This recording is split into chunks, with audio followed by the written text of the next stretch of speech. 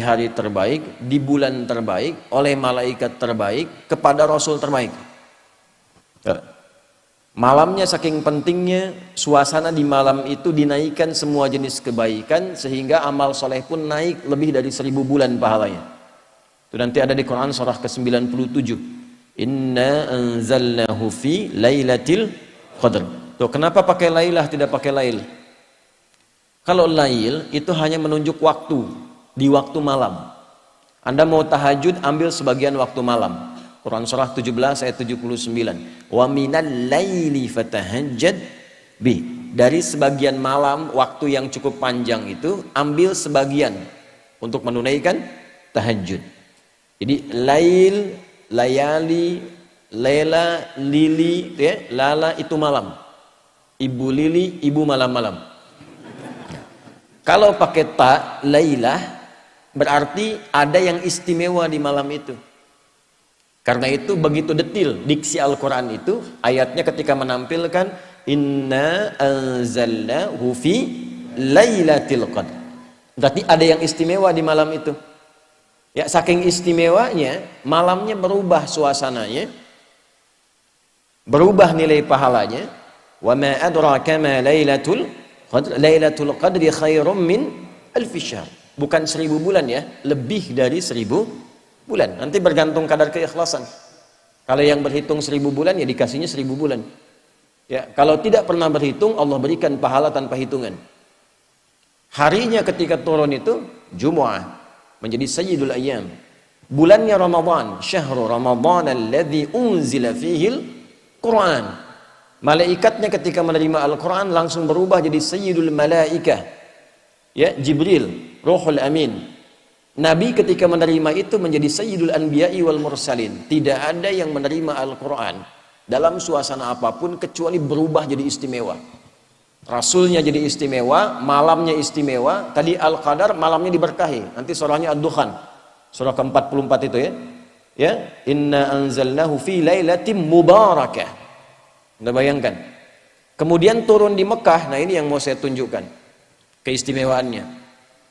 Mekah itu jangan dibayangkan saat ini yang ramai, maju, banyak hotelnya dan sebagainya. Ini saya ilustrasikan ya Bu.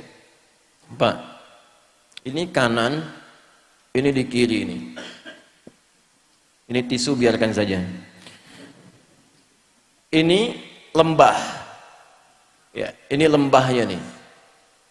Lembah ini kalau kita membaca dari segi sejarah, peta-peta masa lalu, itu tidak akan pernah keluar dari keterangan Al-Quran. Biwadin ghairi dhi zara'in inda baitikal muharram. Tanahnya tandus, batuannya pekat, tumbuhan jarang tumbuh. Terisolasi keadaannya. Di situ ada yang mulia. Kalaulah tidak ada kemuliaan Al-Bait, Baitullah, kalau nggak ada Ka'bah ini selesai. Diliputi oleh padang pasir, Sahara yang luas. Ini diapit oleh dua kekuatan besar. Di sini ada Romawi dengan imperiumnya. Ya, saking dahsyatnya Romawi, kalau Bapak Ibu nanti ada sempat waktu mengunjungi, itu terbentang Mediterania, ada laut besar Mediterania, dari Italia ke Libya, Tunisia sampai ke Turki itu sampai sekarang arsitektur bangunannya peninggalan Romawi masih ada. Saya pernah cukup lama di Tripoli di Libya. Saya kunjungi daerah namanya Leptis Magna. Itu sampai sekarang kolosiumnya, beberapa bangunannya, pondasinya masih ada sampai sekarang untuk menunjukkan betapa dahsyatnya kekuatan Romawi masa itu. Punya peradaban, punya kekuatan. Samping kirinya Persia, Pak. Punya kekaisaran. Ini kan Al-Manar, ya, sifatnya kan manarah. Manarah itu apa? Menara. Menara itu apa? Itu dulu puncak salah satu nilai spiritual tertinggi Persia. Karena ketika mereka mau menyembah, menempatkan api di atas menara. Nanti di era Islam, ketika Islam masuk ke Persia, digantilah, tempatnya tidak dirubah, fungsi tempatnya dirubah. Diganti sebagai tempat azan, untuk menunjukkan bahwa setiap tempat penyembahan itu diarahkan kemudian kepada Allah Subhanahu wa Ta'ala. Singkatnya, di sini ada Romawi, di sini ada Persia. Dua kekuatan besar. Pertanyaan saya, kenapa Qur'annya turunnya di tempat titik yang tadi disebutkan, yang tandus, yang peradaban belum muncul, yang penduduknya sebagian besar pada masa itu banyak yang berbuat kriminal, pemabuk banyak. Ini sering saya informasikan, pemabuk zaman itu yang pemula itu 5 kali sehari Ustaz. Yang pemula loh, bayangkan yang profesional itu. Kalau ada pencuri, pembegal, itu nggak nanggung, sekampung begal semua. Gifar itu kan kampung begal. Gifar itu kampung begal. Tokohnya Jundub bin Junadah. Jundub bin Junadah itu pemimpin para begal di kampung begal. Ya, nanti kelak masuk Islam, memperkenalkan diri, saya dari kampung begal dulunya. Maka ditambah al di depannya, ujungnya i, Al-Ghifari. Ya, jadi kalau ada yang namanya Al-Ghifari, kampung begal itu dulu. Ya, tapi nanti ada nilainya, belum selesai, baru setengah, jangan pulang dulu. Belum selesai. Kalau ada zina, zinanya hatam, semua jenis zina dikerjakan. Anda bayangkan tuh. Ya, membunuh itu sudah biasa. Tokoh-tokohnya dikenang sepanjang zaman itu. Kenang sepanjang zaman. Itu landscape-nya itu begitu. Ya, keadaan masyarakatnya demikian. Nah, Quran itu kenapa nggak turun di Romawi?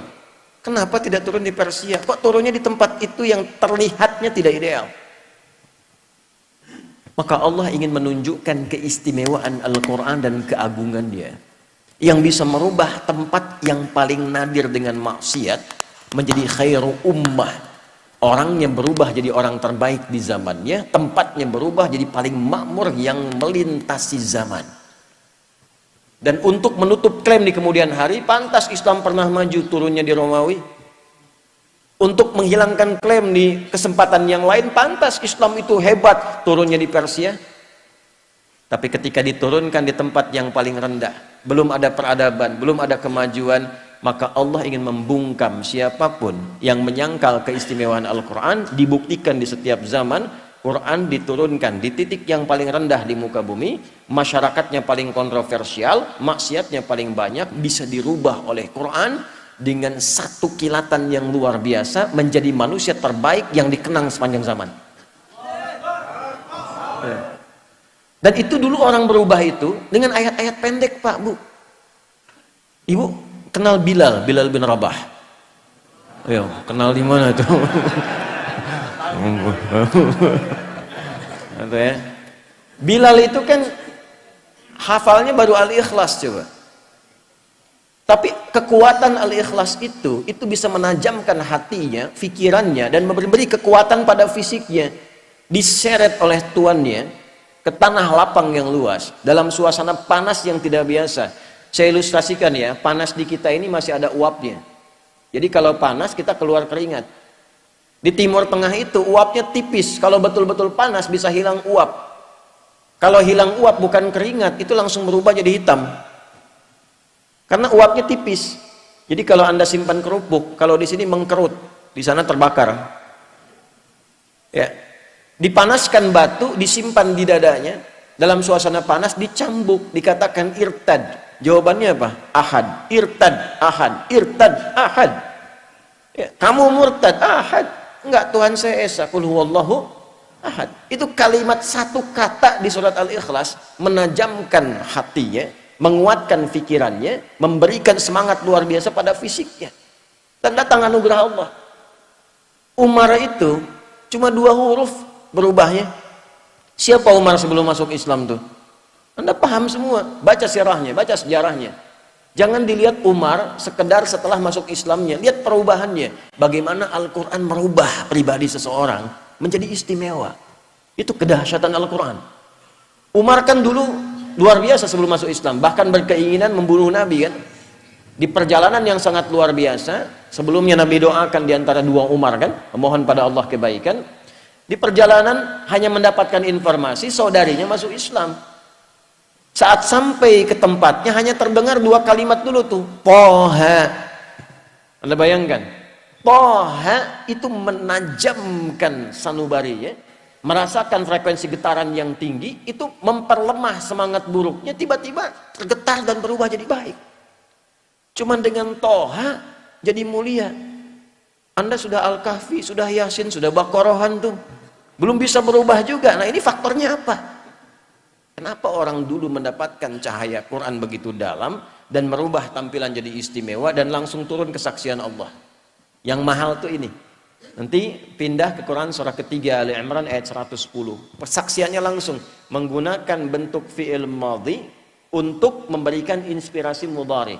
Kuntum khaira ummatin ukhrijat linnasi ta'muruna bil ma'ruf wa tanhauna 'anil munkar wa tu'minuna billah. Ini mahal kalimatnya. Ya, kalian itu benar-benar umat terbaik yang pernah terlahir dan berkehidupan di muka bumi. Jadi teladan. Nah, bagaimana mereka menjadi umat terbaik itu? Ketika mengambil spirit dari Al-Quran dan menerapkan kurikulum yang ada di Al-Quran pada kehidupannya. Jadi Al-Quran itu saking istimewanya bukan sekedar bacaan Pak Ibu. Membaca itu adalah membuka pintu untuk mengetahui isinya. Nah Al-Quran itu nanti ada 3 level. Level bacaan, level pemahaman, level pengamalan. Saat membaca itu untuk tahu isinya, untuk dipahami. Makanya kalimat pertamanya Iqra. Iqra itu belum menuntut paham dari qiraah. Ya, ketika ada qiraati, ada Iqra dan turunannya, kan kita tidak diminta memahami. Di mana-mana orang baca pertama kali itu untuk bisa baca, tidak dituntut paham. Itu hukum standar. Setelah itu memahami. Maka pindah ke tilawah. Tilawah itu, Bapak Ibu sekalian, bukan sekedar baca, tapi membaca, memahami apa yang dibaca. Setelah periode Nabi diisi dengan wahyu, setelah itu dialihkan tahapnya dari qiraah ke tilawah. Ketika ada praktek ibadah dan muamalah, langsung berubah jadi tilawah, bukan qiraah lagi. Ya, contoh, sholat ini. Sholat itu ketika ayatnya turun, berupa perintah penunaian, itu iringan kalimatnya bukan qiraah lagi, tapi tilawah. Buka Quran surah ke-29 Al-Ankabut ayat ke-45. Saya yakin umumnya jamaah hafal tengah-tengahnya, tapi awalnya jarang dibaca. Ini yang tengahnya nih. Innas salata tanha. Apa awal ayatnya? Tuh kan? Awal ayatnya utdu ma uhiya ilaika minal kitab wa aqimis salah. Innas salata tanha 'anil fahsya'i wal munkar. Utslu kata perintah dari kata tilawah. Tala yatslu tilawatan utslu. Wahyu pertama Iqra bismi rabbikal ladzi khalaq. Setelah terkumpul wahyu ada perintah ibadah utslu. Apa bedanya qiraah dengan tilawah? Kenapa turun qiraah di awal Iqra bukan utslu? Karena qiraah itu hanya perintah untuk menghadirkan apa yang diingat atau membaca yang di hadapan tanpa menuntut memahami apa yang dibaca itu.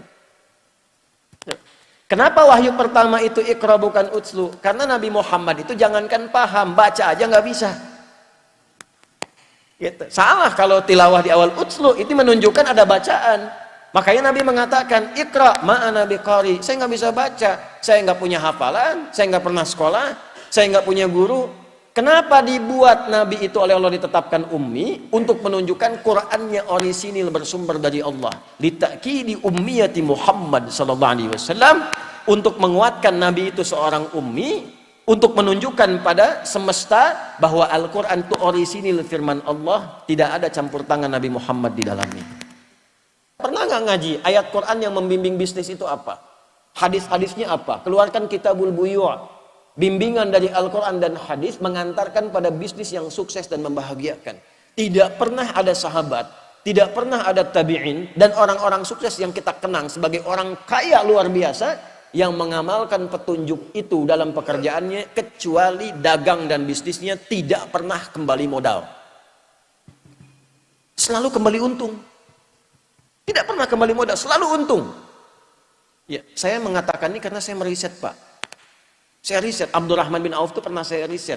Dari mulai modal pakaian, mempraktekkan petunjuk bisnis dalam Al-Quran, dipraktekkan petunjuk nabinya, jadi orang paling kaya di masanya, yang kalau kita hitung valuasi hartanya, nilai hartanya di era sekarang, itu saat meninggal mewariskan 14.000 triliun. Utsman bin Affan radhiyallahu taala anhu, asetnya masih ada sampai sekarang. Anda kalau umrah lewat itu, ya, jalur itu pasti melewati satu hotel warnanya krem, itu tulisannya jelas, wakaf Utsman bin Affan radhiyallahu taala anhu, wakaf. Bisa nggak Anda membayangkan dari satu sumur, ada kebun di situ, satu sumur diwakafkan, lalu berganti masa dialih fungsikan, itu sekarang jadi hotel. Dibukakan akun di Bank Saudi atas nama Utsman bin Affan radhiyallahu taala anhu. Setiap ada penghasilan dimasukkan ke situ, disedekahkan untuk kepentingan umat Islam. Orangnya sudah wafat 15 abad yang lalu, nggak ada orangnya, akunnya ada. Kita orangnya ada, akunnya nggak ada. Ada cek. Nah itu yang merubah itu apa? Al-Quran. Sehingga sahabat itu, mereka punya passion, punya bakat, dialirkan dan jadi pilihan. Kan 4 ya, Anda tinggal lihat di 4 ini. 1 kedudukan, ilmu yang kedua, 3 harta, yang keempat tenaga. Anda mau pilih yang mana? Tentukan salah satu. Tentukan salah satu dari 4 ini. Ya, di kedudukan silakan. Ya, dari yang paling tinggi misalnya dari presiden, jadi gubernur, jadi wali kota sampai ke bawahnya terus gitu. Nanti lihat belajar pedomannya bagaimana jadi pemimpin yang baik, turunkan. Maka di situ kita punya tokohnya, ada Abu Bakar, ada Umar dan turunan-turunannya, sejahtera. Setiap di copy paste di generasi setelahnya makmur. Karena memang tidak dibatasi di waktu tertentu. Silahkan Anda cek. Di era Umar bin Abdul Aziz, kan bukan eranya sahabat. Hebat juga. Luar biasa juga. Sampai masa keemasan dibawa. Terbalik ketika Qur'annya ditinggalkan, malas ngajinya, hadisnya jauh, selesai. Jatuh. Silahkan cek dalam sejarah. Masa-masa keemasan, orang-orang Islam pada masa itu ketika dekat dengan Al-Quran. Ulamanya masih didengar, dijaga, diamalkan, ilmuwan makin banyak, sampai ke Andalusia, sampai di Iberia, sampai Mensibua, sampai disebutkannya peradaban Islam di Spanyol, peradaban Islam di Portugal, peradaban Islam di A, B, C, dan sebagainya. Kapan? Ketika dekat dengan Al-Quran. Ketika Qurannya mulai jauh, mulai sibuk dengan dunia, jatuh. Nah ini yang mau saya tekankan di bagian yang pertama.